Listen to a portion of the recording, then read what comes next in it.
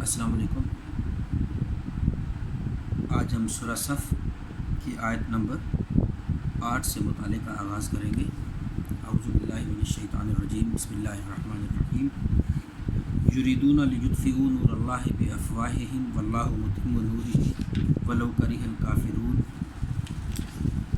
وہ لوگ چاہتے ہیں کہ اللہ تعالیٰ کے نور کو اپنے منہ کی پھونکوں سے بجھا دیں، واللہ متم نورہ، اور اللہ تعالیٰ کا تو فیصلہ یہ ہے کہ وہ اپنے نور کو مکمل کر کے رہے گا، ولو کرہ الکافرون، اور خواہ یہ بات کافروں کو کتنی ہی بری کیوں نہ لگے۔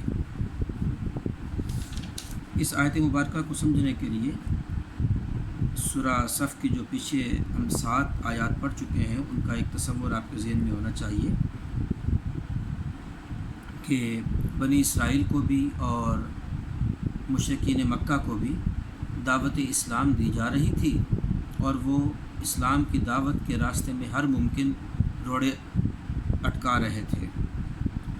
تو اس ضمن میں قرآن مجید نے فرمایا کہ یہ لوگ چاہتے ہیں کہ اپنے منہ کی پھونکوں سے، یعنی اپنے یہ جو چھوٹے چھوٹے حربے یہ استعمال کر رہے ہیں، ان حربوں کے ذریعے سے اللہ کے نور کو بجھا دیں۔ اللہ کے نور سے یہاں پہ مراد دین اسلام ہے، قرآن کی روشنی ہے، ہدایت کی روشنی ہے جو آئے دن پھیلتی چلی جا رہی تھی، جس کی طرف آپ صلی اللہ علیہ وسلم دعوت دے رہے تھے، اور لوگ جوک در جوک مسلمان ہو رہے تھے، اور اسلامی سلطنت وسیع سے وسیع ہوتی چلی جا رہی تھی۔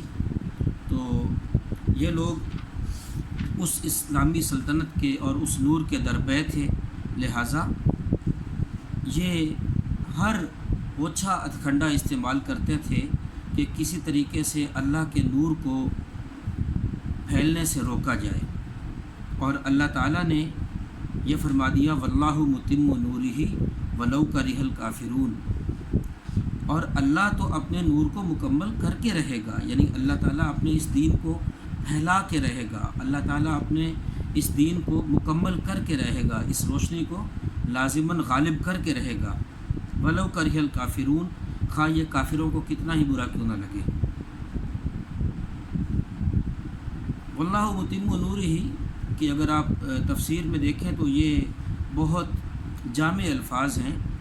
اس کا اولین جو معنی ہے وہ تو یہ ہے کہ اللہ تعالیٰ جزیرہ نما عرب میں دین اسلام کو نافذ کر دے گا۔ آپ صلی اللہ علیہ وسلم کی زندگی میں یہ کام ہو جائے گا جزیرہ نما عرب میں، اور یہ ہو گیا تھا۔ اور دوسرے اس کے معنی پورے عالم اسلام پر یا کل روئے ارضی پر اسلام کا غلبہ ہے، کہ اللہ تعالیٰ پوری دنیا پر جہاں بھی کوئی گھر موجود ہے، اینٹ گارے کا بنا ہوا یا کوئی چمڑے کا خیمہ بھی موجود ہوگا، وہاں تک بھی اللہ تعالیٰ اپنے دین کا نور پہنچا دے گا۔ یہ بات احادیث سے ثابت ہے۔ تو یہ قرب قیامت ہوگا، یعنی احادیث میں یہ موجود ہے کہ قیامت سے پہلے اللہ تعالیٰ ہر جگہ پہ، خواہ وہ کوئی بھی جگہ ہو روئے ارضی پہ، وہاں پہ اپنے دین کو پہنچا دے گا، یعنی دین کا غلبہ ہو جائے گا، حکومت مسلمانوں کے ہاتھ میں آ جائے گی، حکومت دینی ہوگی۔ ہاں، کوئی ذاتی طور پہ اس کو نہیں مانتا، ذاتی حیثیت سے کوئی کافر رہتا ہے تو وہ تو دین کا مزاج یہی ہے کہ اس کو ذاتی طور پہ مسلمان جبر سے نہیں کیا جا سکتا۔ وہ کافر رہنا چاہے، کسی اور مذہب سے تعلق رکھنا چاہے رکھ سکتا ہے، لیکن غلبہ اسلام کا ہو جائے گا۔ اب آگے آیت نمبر 9 بہت اہم ہے حضور علیہ الصلوۃ والسلام کی سیرت کا مقصد سمجھنے کے لیے۔ هو الذی ارسل رسولہ بالہدی ودین الحق لیظہرہ علی الدین کلہ، وہ ذات جس نے اپنے رسول صلی اللہ علیہ وسلم کو بھیجا بالہدی، ہدایت دے کر، یہاں پہ ہدا سے مراد قرآن مجید ہے، ودین الحق کی، اور دین حق دے کر، سچا دین دے کر۔ دین کہتے ہیں نظام زندگی کو، تو اللہ تعالیٰ نے نبی علیہ الصلوۃ والسلام کے ہاتھوں ہمیں بھجوایا ہے دین حق، اسلام، ایک بہترین نظام زندگی۔ لِیُظْہِرَہُ عَلَى الدِّینِ کُلِّہ وَلَوْ کَرِہَ الْمُشْرِکُونَ، تاکہ اس نظام زندگی کو تمام اس وقت کے موجودہ نظام زندگی پر غالب کر دیں۔ وَلَوْ کَرِہَ الْمُشْرِکُونَ، خواہ یہ مشرکوں کو کتنا ہی برا کیوں نہ لگے۔ یہ آیت قرآن مجید میں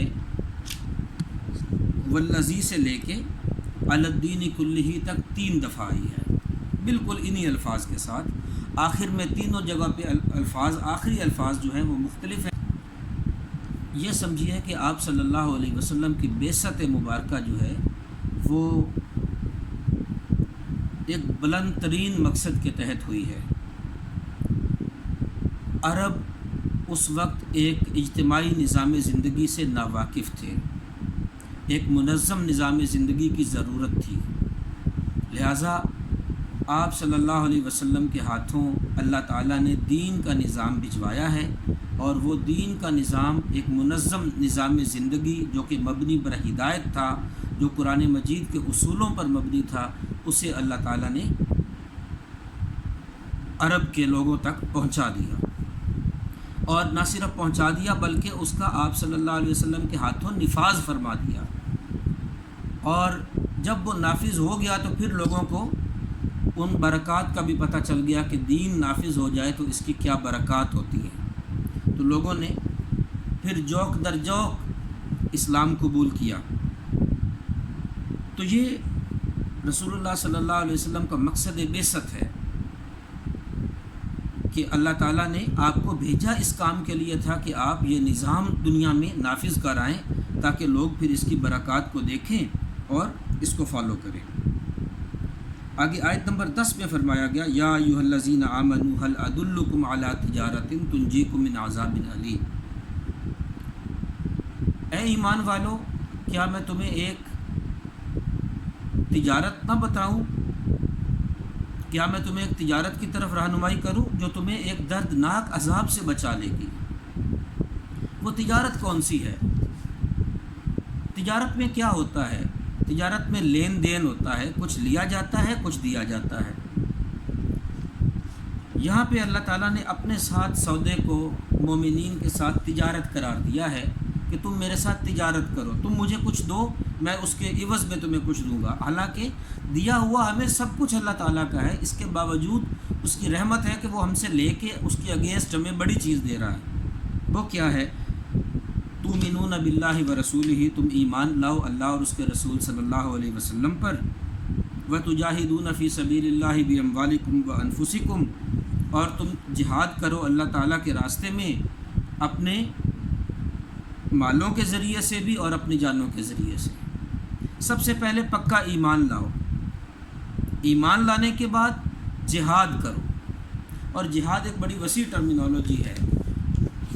جہاد صرف جنگ لڑنے کا نام نہیں ہے، بلکہ جہاد بحیثیت مجموعی آپ کی ہر اس ایفرٹ کا نام ہے جو آپ اللہ تعالیٰ کے دین کے لیے لگاتے ہیں، اپنا مال کھپاتے ہیں، اپنی جان کو کھپاتے ہیں، حتیٰ کہ آخری درجہ اس کا کیا ہوتا ہے؟ قتال فی سبیل اللہ، جو ہم پیچھے پڑھ چکے ہیں کہ اپنی جان کو لے کے حاضر ہو جانا کہ اب یا دین غالب ہو جائے گا یا پھر میں اللہ کی راہ میں مارا جاؤں گا، شہید ہو جاؤں گا۔ تو یہ فرما دیا گیا کہ تم ایمان لاؤ اللہ اور اس کے رسول صلی اللہ علیہ وسلم پر، اور پھر جہاد کرو اس کے راستے میں اپنے مال کے ذریعے سے بھی، اپنی جان کے ذریعے سے بھی۔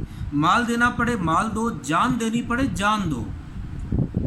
ذالکم خیر لکم ان کنتم تعلمون، یہ تمہارے لیے بہتر ہے، یہ سودا تمہارے لیے بہتر ہے اگر تم جانتے ہو۔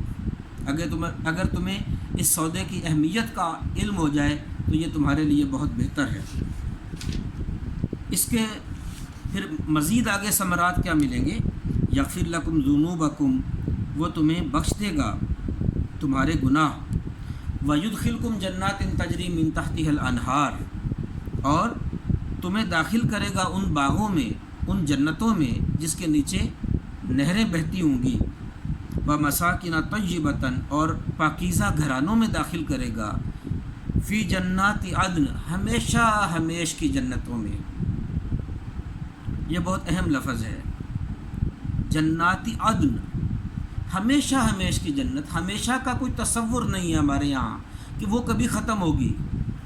हमेशा का तसव्वुर वो है कि कभी ना ख़त्म होने वाली ज़िंदगी।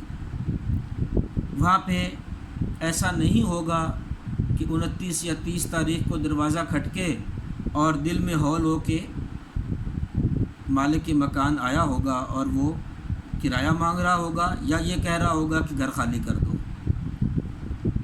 वहाँ पे तुम्हारे पाकीज़ा अपने घराने होंगे और हमेशा हमेश की जन्नतों में वहाँ पे तुम्हें कोई निकालेगा नहीं। ज़ालिकल फ़ौज़ुल अज़ीम, ये बड़ी कामयाबी है। यानी अहले ईमान को ये समझा दिया गया कि ये आखिरत की कामयाबी जिसको मिल गई ये बड़ी कामयाबी है। व उखरा तुहिब्बूनहा, और दूसरी चीज़ जो तुम्हें अच्छी लगती है, नस्रुम मिनल्लाहि व फ़त्हुन करीब, अल्लाह ताला की तरफ से मदद और जल्दी फ़तह। ज़ाहिर है आप सल्लल्लाहु अलैहि वसल्लम जिस तहरीक को लेके चल रहे थे वो ग़लबा इस्लाम की तहरीक थी। उसमें सहाबा को बहुत कठिन से कठिन शदीद तकालीफ़ बर्दाश्त करनी पड़ी है। ज़ाहिर है दिल में ये बातें आती तो थी कि हम कब अपने टारगेट को अचीव करेंगे, मक्का कब फ़तह होगा, अरब पर इस्लामी हुकूमत कब कायम होगी, हम कब अमन में आएंगे, हमें कब सुख नसीब होगा इस दुनिया में, हम इन काफिरों के मुकाबले में कब गालिब होंगे। ये सब चीज़ें सहाबा के जहनों में आती थी, ये नेचुरल थी।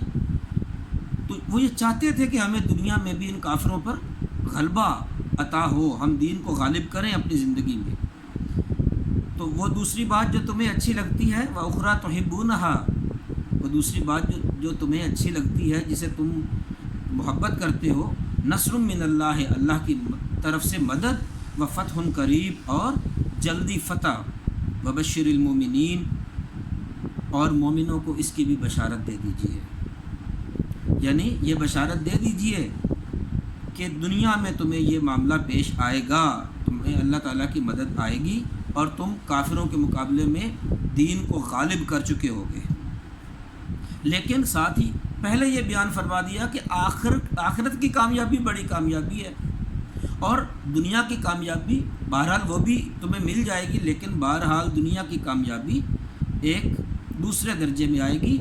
उखरवी कामयाबी असल कामयाबी है।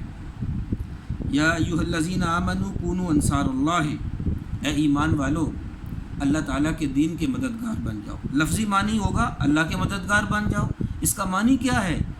अल्लाह के दीन के मददगार बन जाओ। अल्लाह के दीन को फैलाने के लिए रसूलुल्लाह सल्लल्लाहु अलैहि वसल्लम जो मेहनत कर रहे हैं उनके साथी बन जाओ। कमा क़ाल ईसा इब्न मरियम लिल हवारियीन, जिस तरह हज़रत ईसा बिन मरियम अलैहिस्सलाम ने अपने दोस्तों से कहा, हवारियों से कहा, साथियों से कहा। ये हवारी का लफ्ज़ हज़रत ईसा के साथियों के लिए इस्तेमाल होता है, जिस तरह आप सल्लल्लाहु अलैहि वसल्लम के साथियों के लिए सहाबी का लफ्ज़ इस्तेमाल होता है।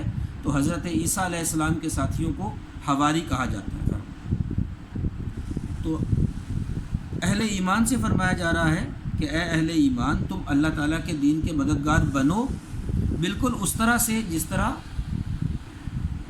ईसा बिन मरियम अलैहिस्सलाम ने एक निदा लगाई थी अपने हवारियों के सामने, मन अंसारी इल्लाह, अल्लाह के रास्ते में मेरा मददगार कौन बनेगा? क़ालल हवारियून नहनु अंसारुल्लाह, तो हवारियों ने कहा कि हम अल्लाह के मददगार बनेंगे, यानी हम अल्लाह ताला के दीन के मददगार बनेंगे, हम आपके साथी बनेंगे और हम दीन के सिलसिले में आपकी मदद करेंगे, दीन की नुसरत के लिए, दीन की इशाअत के लिए। फ़आमनत ताइफ़तुम मिन बनी इसराईल व कफ़रत ताइफ़ा, तो ईमान ले आया बनी इसराइल का एक गिरोह हज़रत ईसा अलैहिस्सलाम पर और दूसरे गिरोह ने कुफ़र किया। ये ज़हन पे रखिए कि बनी इसराइल की तारीख़ बहुत लंबी है और अल्लाह ताला ने कई सदियाँ इस नस्ल में, इस कौम में अम्बिया और रसूल अलैहिमुस्सलाम को मबूस फरमाया है। और حضرت عیسیٰ علیہ السلام کی تشریف آوری کے وقت جب حضرت عیسیٰ نے اپنی دعوت ان کے سامنے رکھی تو بنی اسرائیل کا ایک گروہ ایمان لے آیا اور ایک گروہ نے کفر کا راستہ اختیار کیا، یعنی حضرت عیسیٰ علیہ السلام پر ایمان لانے سے انکار کر دیا۔ وہ جو کفر کا راستہ اختیار کرنے والے ہیں وہ آج بھی یہودی کہلاتے ہیں، اور جو ایمان لانے والے ہیں وہ نصارہ یعنی عیسائی کہلاتے ہیں۔ تو فرمایا فَأَيَّدْنَا الَّذِينَ آمَنُوا عَلَىٰ عَدُوِّهِمْ فَأَصْبَحُوا ظَاهِرِينَ، تو پس ہم نے مدد کی ان لوگوں کی جو ایمان لائے، عَلَىٰ عَدُوِّهِمْ ان لوگوں کے مقابلے میں، یعنی ان کے دشمنوں کے مقابلے میں، وہ لوگ جو ان کے اپوننٹ تھے، دشمن تھے، ان کے مقابلے میں ہم نے اہل ایمان کی مدد کی۔ فَأَصْبَحُوا ظَاهِرِينَ، پھر وہ غالب ہو گئے۔ یہ سورہ صف یہاں پہ مکمل ہو جاتی ہے، اور سورہ صف کے بارے میں نے آپ کو بتایا تھا کہ سورہ صف کا جو مرکزی مضمون ہے وہ اللہ تعالیٰ کے دین کے قیام کے لیے اور دین کے نفاذ کے لیے جد و جہد اور جہاد کے لیے مومنین کو ابھارتی ہے۔ شروع سے لے کے آخر تک بار بار مختلف حوالوں سے اس کا موضوع یہی رہا ہے۔ اللہ تعالیٰ ہمیں ان آیات پہ عمل کرنے کی اور ان کو صحیح طور پہ سمجھنے کی توفیق عطا فرمائے۔ وآخر دعوانا ان الحمد للہ رب العالمین۔